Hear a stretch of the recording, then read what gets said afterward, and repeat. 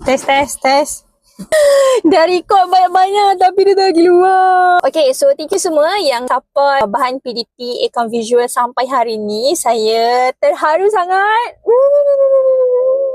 Sangat. Sebab juga cikgu yang bagi kata-kata motivasi dan juga support beli untuk bahan pengajaran cikgu dan juga untuk student-student dia. So, saya sangat hargai dan terima kasih banyak-banyak dan keep on supporting me.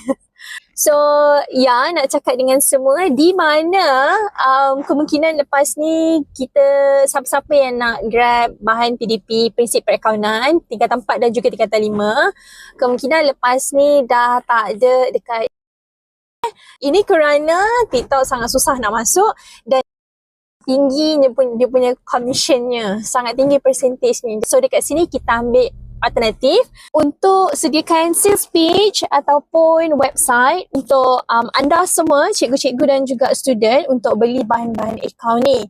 Ya, website kita baru je launch. Boleh pergi dekat account-visual.com. Actually ya, dah lama sangat nak buat website untuk bahan PDP.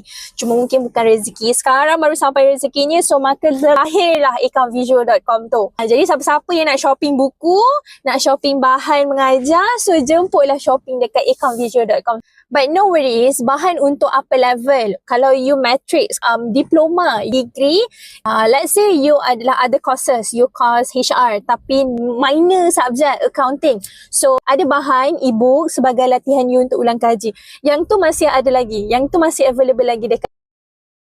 Kalau untuk bahan PDP, kit account dan juga buku-buku account tingkatan 4 dengan tingkatan 5, yang tu boleh beli dekat account-visual.com.